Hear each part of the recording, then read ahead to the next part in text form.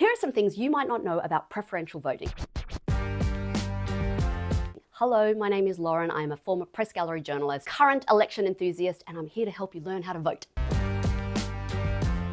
Most MPs won their seats on preferences. At the 2022 election, 136 MPs out of 151 got through on preferences. That's 90%. Only 15 got enough first preference votes to win their seat outright, meaning that at least 50% of that electorate gave their first preferences to one candidate and a second round of counting wasn't required. The rest of the House needed preferences to win their seat.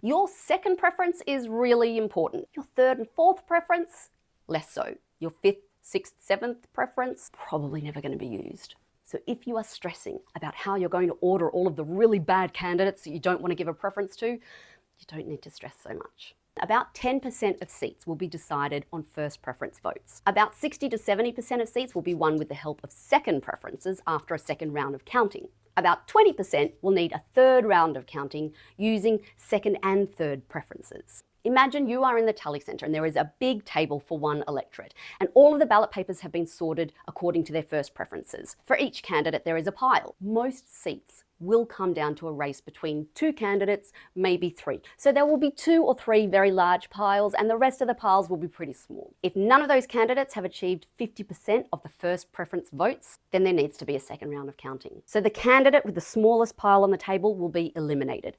Those ballot papers will be picked up and redistributed according to the second preferences. If after the second round there's still not a candidate with 50%, the next candidate with the smallest pile will be eliminated, and those ballot papers will be redistributed according to their second preferences, unless their second preference is the candidate that was just eliminated. In that case, their third preference will get that ballot paper. Usually by this stage, one of those major players has received enough votes to tip them over into the 50%. No more counting is required.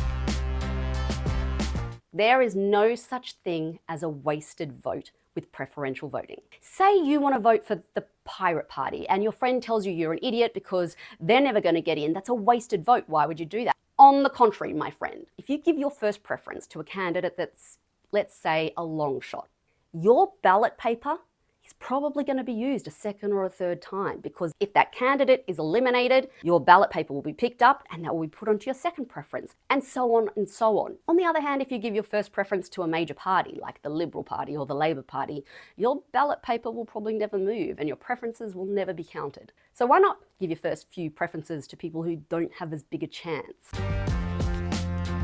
Your vote earns the candidates money. For every single first preference vote at this election, they'll get about $3.40. At the last election, the Liberal and Labor Party earned over $20 million from first preference votes. They don't need any more money, so your vote could help some smaller candidates reimburse some of their campaign costs. Oh, and lastly, because it needs to be said daily, the parties do not control your preferences. Only you control your preferences. Wherever you number your boxes, that is where your preferences go. The end.